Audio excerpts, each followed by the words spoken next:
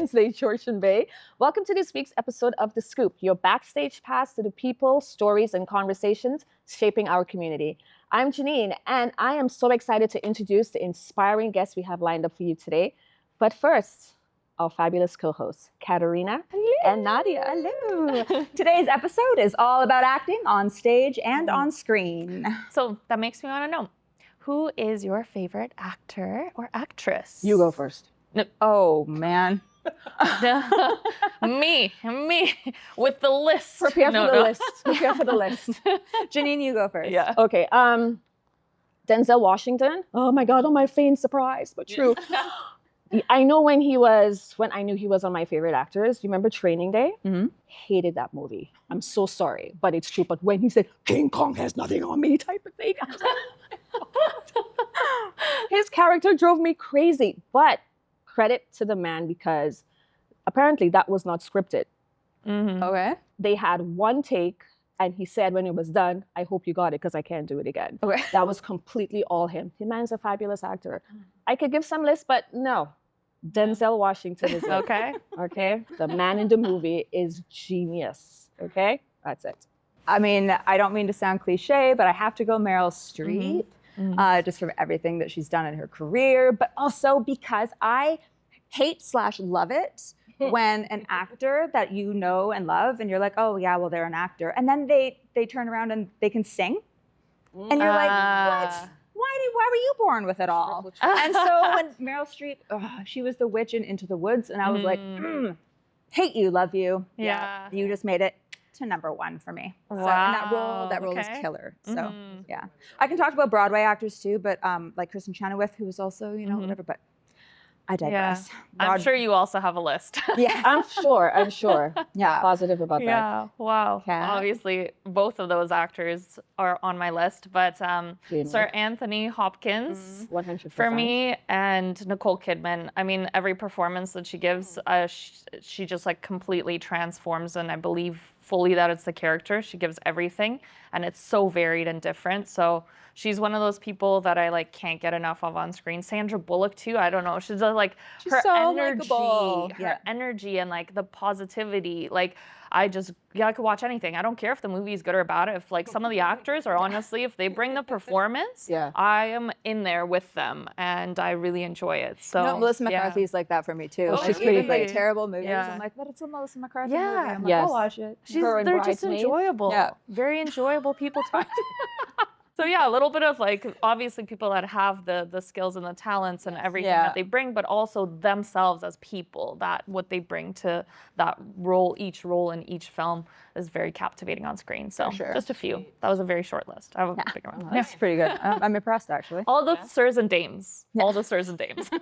Well, whether you're into Oscar winners or Broadway stars, our first guest is living the actor's life at, guess what, age 12. Unbelievable. Jack Bischoff is a familiar face in youth and community theater, and now he's making the leap into film and television.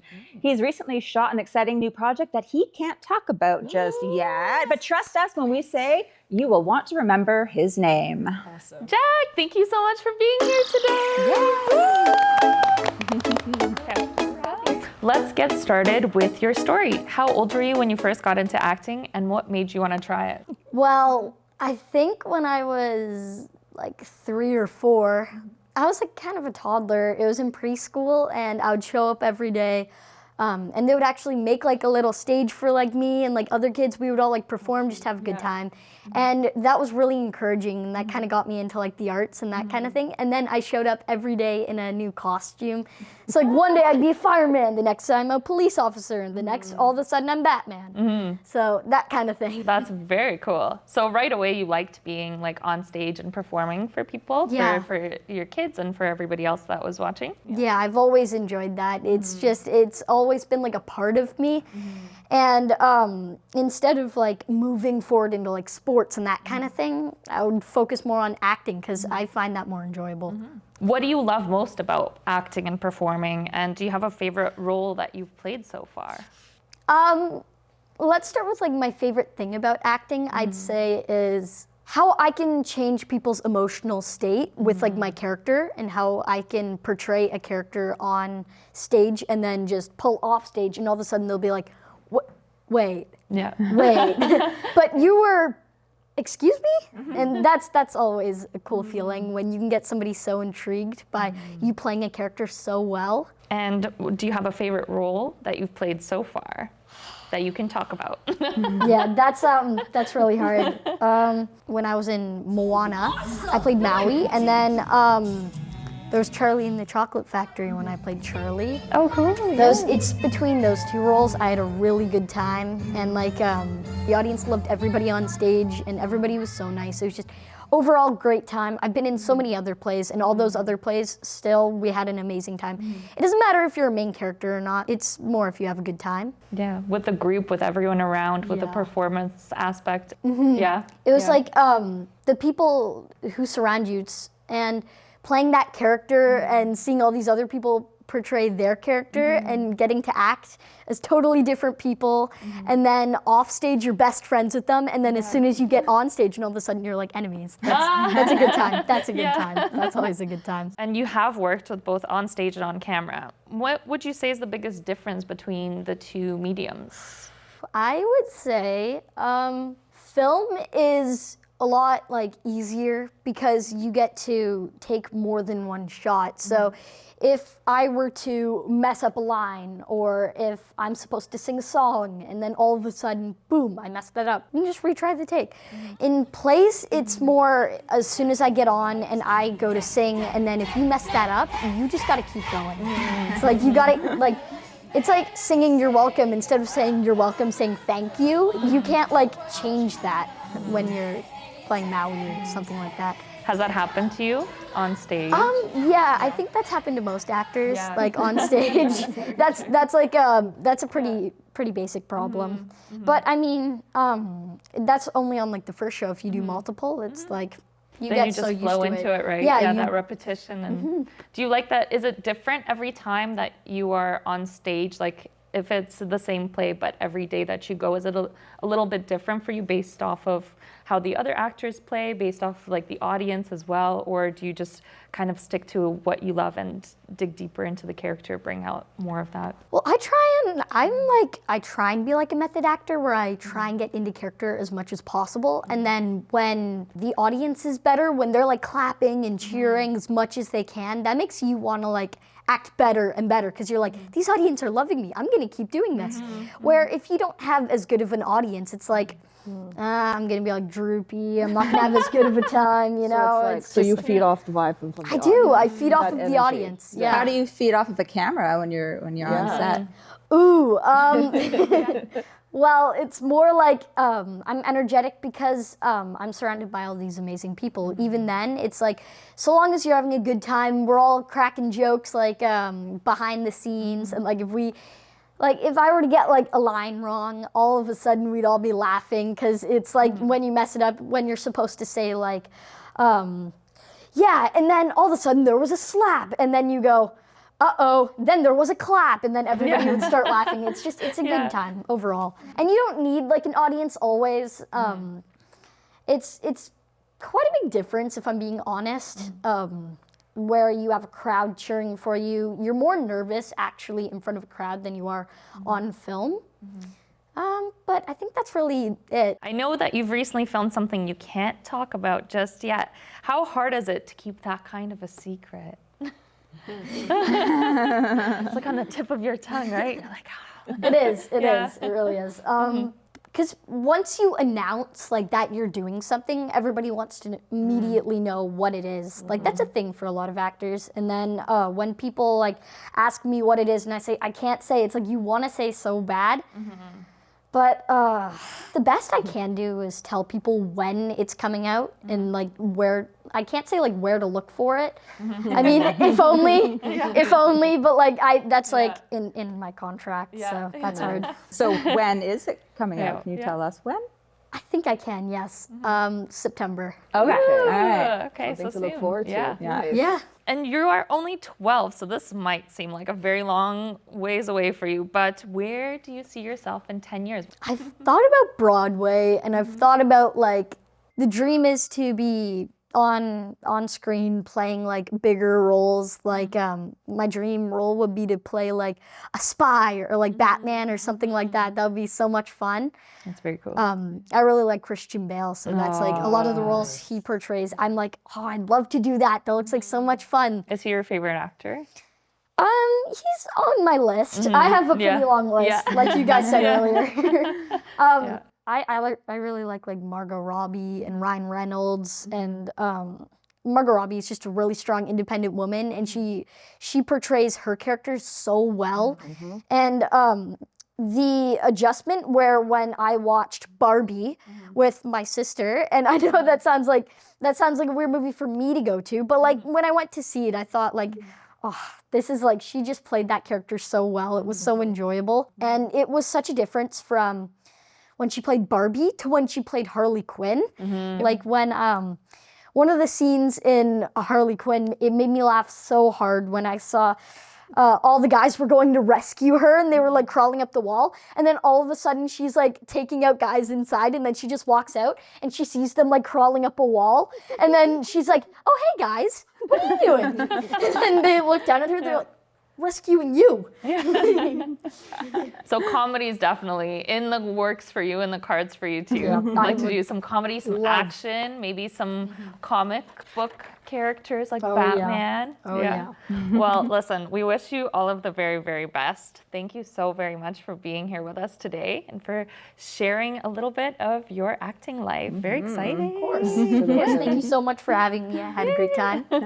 You're a total star, Jack. And honestly, we could already see it. Oh, absolutely. Good job. But we're not saying goodbye to you just yet. Jack's going to be back a little bit later to play a game with us. Ooh, you ready for that? I am ready for that. First up, though, we're chatting with the creative team behind Collingwood's Bard on the Bay. Don't go anywhere. We'll be right back after this quick break. Awesome. Oh my God, this is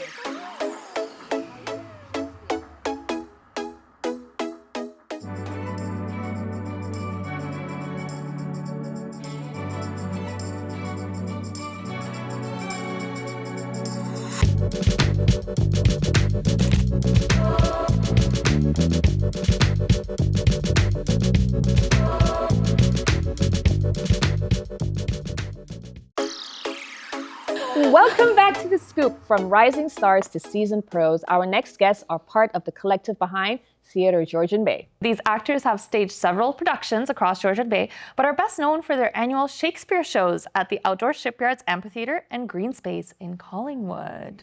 So you may notice Nadia's missing. That's because she's now joining us as a guest alongside fellow collective members Candy PRYCE and Nancy CHAPPLE.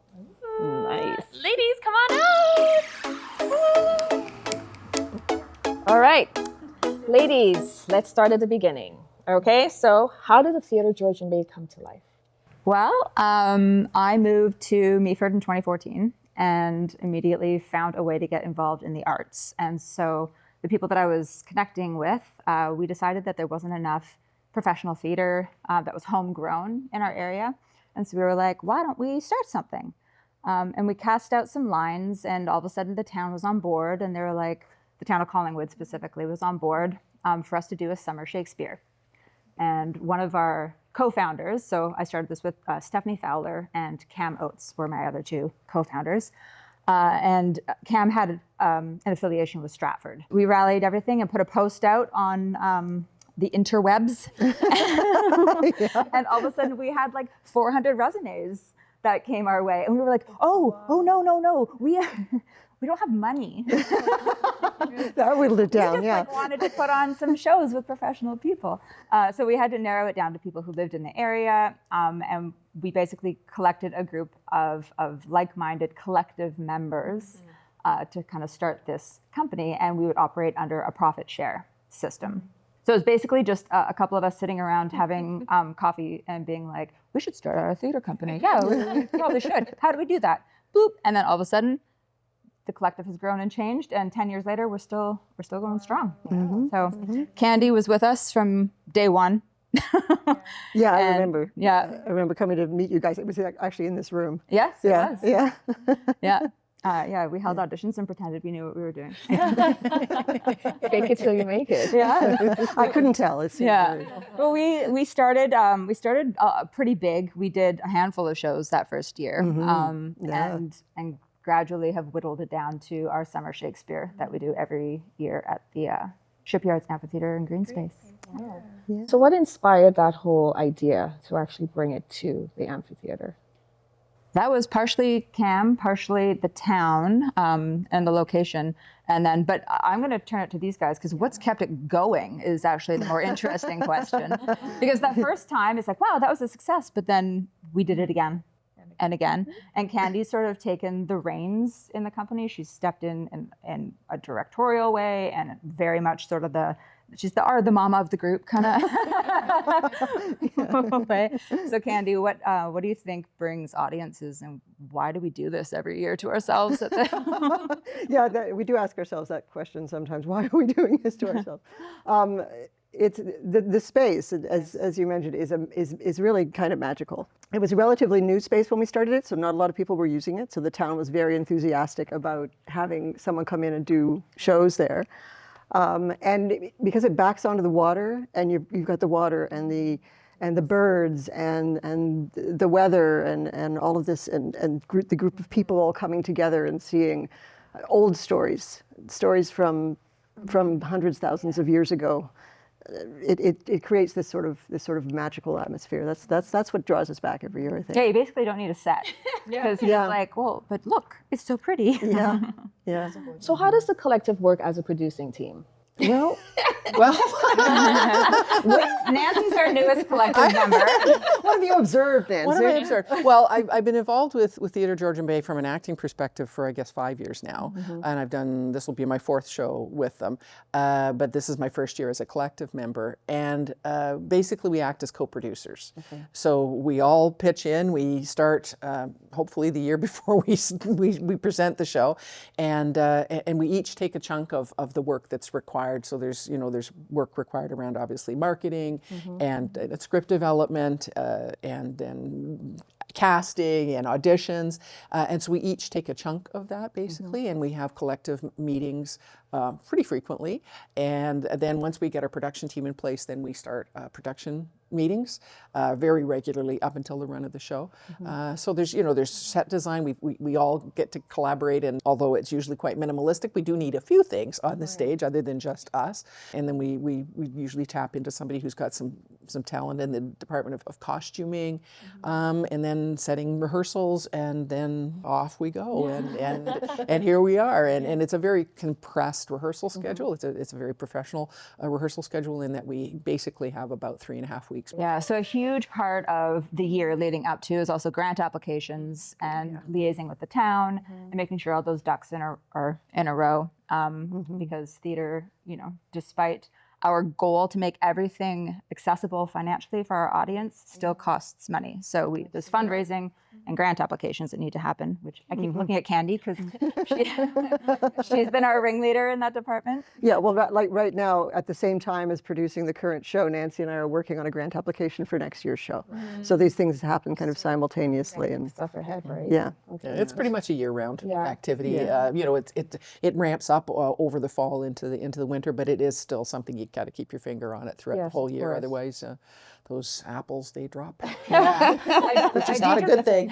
I do just want to bring it back to the word accessibility, because that sort of is the core of everything that we try to accomplish with Theatre Georgian Bay. So not only financially do we make the pay what you can model, meaning it's by donation, but there's a suggested minimum donation of $25 at the metaphorical door at the entrance ways.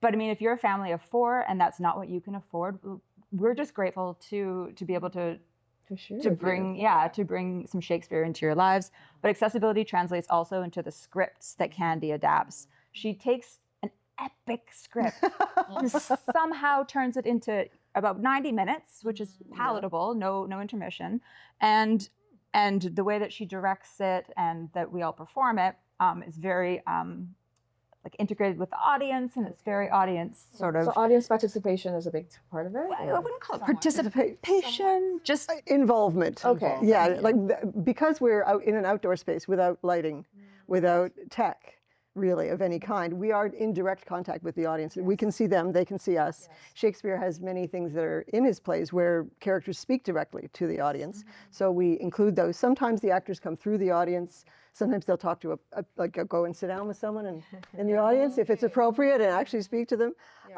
In the past, we have had opportunities in the plays to have a guest member of the audience come in and play a small part.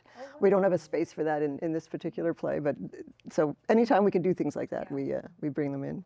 And we do seem to get a lot of kids that come out, which is great. And I think that's one of the things that really makes me happy about it, because, you know, Shakespeare, you know, you go high school, Shakespeare, but we want to make sure that it still lives. Yes, and I think that's one of the beautiful things about the way that the script is reduced to a small, you know, a manageable length of time, but also accessible from the language perspective. Right. One of the most fun experiences I think that I've seen is when we did Romeo and Juliet, and there's quite a number of kids. Of course, it's a well-known play, but there's a number of young people in the front audience, and they're going. and when there's kissing, they're going, and it's. I think that's just so awesome, and we see those families come back year after year, which is, I think, also really important to make sure that we don't lose that part of classical theater. I think it's still important, and I think it makes it perhaps more interesting when the time they get to high school, they'll go, oh, I saw Comedy of Errors, Romeo and Juliet, whatever, and it's like, oh yeah, you know what, that really wasn't as icky as I thought it was going to be, and maybe I can really enjoy it as part of my, you know, my education. Well, that's accessible to people that way. Yeah, and that's the accessibility part too, that we want it to be for family friendly, so that anyone can come. And so, you know, there are some plays we won't do because they're not family friendly. Some of his stuff is pretty heavy. Would you do Macbeth? You can't say Oh no! Everybody turn around. You go can't say sit that down, word in the Scottish theater. play. Oh my You've goodness. done it already. Yeah, we will. Go. Oh yeah. No, oh yeah. it's a thing. It's a It's a tradition and a thing. superstition. It's a thing. Say that word? You No. can't The Scottish quote play? the play, and you can't say the name of the play. Well, I just need to finish my interview. Oh, you have do to her circles right after. as soon as we're done, you have to go side Okay. circle 3 Circle, times. yes. Okay, so tell us what guests the audience can expect with A Winter's Tale. It's a really interesting play because Shakespeare wrote it later in his career, and he was getting a little more sophisticated with his stories. So it's not just, oh, this is a comedy and the whole thing's going to be funny and that's it. Or this is a tragedy. It's going to be sad and there's going to be a sad ending, but it's going to be lovely. It's a bit of both. It sort of starts out in this tragic world where terrible things are happening, and then it transitions into this other place where wonderful things are happening. And by the end of it, the two worlds have come together, and everything's been resolved. It's a sad story with a happy ending. Nice. Yeah, it's really interesting. I think that's one of the plays I haven't read yet. Yeah. Yeah, it's not one of his well-known ones. Yeah. So we're 10 years in to our company, but this is our 9th year at the amphitheater. We did have COVID that took us out for a year, and we did we called it Stay at Romeo and Juliet. Yes. We did Romeo and Juliet on Zoom. So it was Stay at Romeo and Juliet. Yeah, that was a lot of fun. That was fun. So next year marks our 10-year anniversary. So that one, that will be sort of bringing everything full circle. But in those 9 years, I mean, you get through a lot of Shakespeare's comedies. And it's hard to choose. Yeah. Because they all have something fascinating or interesting or even topical in them that you can find. Yeah. Remember the first time reading Shakespeare, I was like, Yeah, well, it wasn't make it stop. it wasn't written to be read, right? It was written to be heard and to be performed. Well, Candy, Nancy, Nadia, thank you so very much for joining us today. But listen, we're not done yet. After the break, we're playing a fun little game inspired by the Bard himself. And yes, Superstar Jack's coming back too, so please don't go anywhere.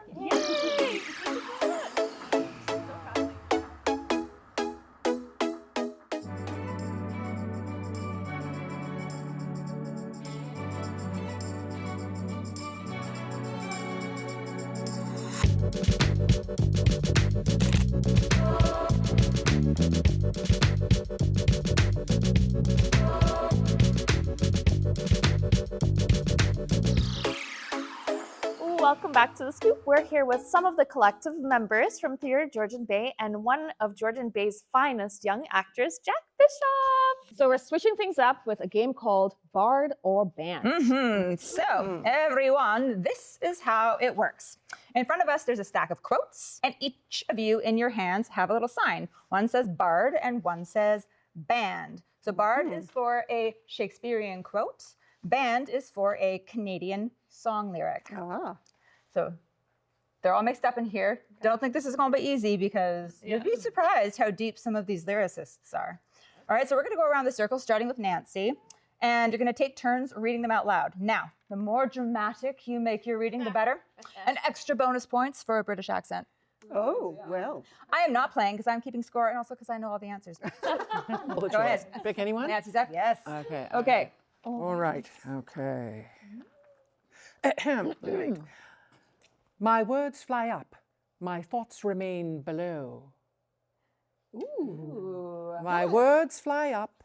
My thoughts remain below. That's interesting. Are we voting? Yeah. That seems bardish. Yeah.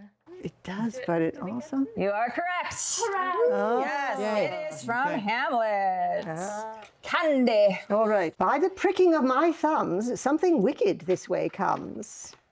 Ooh, good accent.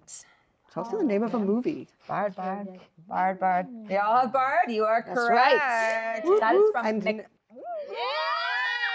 And now, because I said it, we're both going to have to go Yeah, outside. after a circle. I'm sorry, I wasn't even thinking when I put that in there. We'll fix it. Hell is empty and the devils are here.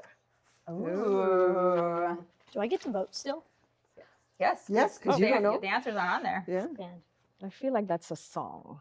Band. Bard. Oh, candy for the win. It is from The Tempest. Okay. Oh, well, you would know Yes, that. yeah, we did that one. As dramatic as you can, Janine. The days drag on, the nights last forever. Oh. Oh. That's gotta be I'm going band. band. You're correct. That's a little Shania Twain, y'all. Yeah. You are the bearer of unconditional things. That's bard. I feel like that's, was that the Romeo and Juliet? I'm going band. I feel like I will also go. But it is a band. Oh, yeah. Band. Yeah. Alanis Morissette. Yeah. Oh, okay. My only love sprung from my only hate. I mean, you make everything sound so beautiful. Too early, known too late. Yes, you are correct. That is from Romeo and Romeo and Juliet, yes. Oh, yeah, I want to know about Yes, R&J. Juliet from my grandma. There is comfort in melancholy when there is no need to explain. Bard. That's gotta be bard. That is not in a band. They don't use melancholy in the word. Oh, I think somebody used melancholy. Who used melancholy? Alana? No. Candy is correct. It is Joni Mitchell. Oh, okay. Well, she would definitely do that. Yeah. See all those words? We still use all Yes, those. we do. We Shakespeare's do. accessible. Absolutely. The wheel is come full circle. Nice. The wheel has come full circle. I'm Going with. I'm going Oh, with band. oh, we're different. I feel that's bard. I'm gonna go with band. Worse. What do you think? What do you think, Jack? Is it from the... I'm gonna say bard. Oh, you are correct. Very good. It is Bard. Very good. King Lear. Oh. Jeez, I The should have wheel a has blank come one. full circle. Somewhere between your heart and mine, there is a window I cannot see through.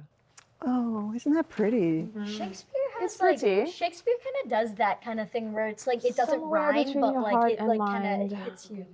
Yeah, yeah. I feel that's bardish. That's gotta be bard. It is bardish. That's why she picked it. But I think Well, I'm going bandy. Ooh. I'm going We're in band. It's the two sides again. Band is correct. Yes. I searched is- right before you said that Anne too. Murray. And The night is my companion, and solitude my Okay. guide. That's bard. That's yeah, a bard. I don't. And even solitude, need you're anything else. Guide. That's The night is my bard. companion, Like, that is solitude my Shakespeare guide. through and through. Sure, sure. Yeah. I'll go with If that. that's not Shakespeare, I'm gonna freak out. It's I put that in there thinking that was like the easiest one, and I felt like, oh no, it's Sarah McLachlan, guys. Oh, good for Sarah. I I'm think gonna, it's like, all walk about off how right you now. present Yeah, it. absolutely. And that's insane. Well, everybody, that was a lot of FUN, and honestly, pretty impressive. No idea. Pretty cool. Well, from stage to screen and bard and beyond, it's been a celebration of all things thespian today, but we'll be back next week with more local businesses and a makeover you won't want to miss. Oh, wow. Yeah. A huge thank you to our guests, Jack Bischoff, Candy Price, and Nancy Chapple. Thanks for having us. So, what's the scoop, Georgian Bay? You got to tell us. If you've got an event, story, or local business we should know about, pop us off an email or drop us a comment below. We'd love to feature you. Thank you so very much for watching. We'll see you next week. Bye. Bye. I still can't believe some of these, though. We were just What are the other two?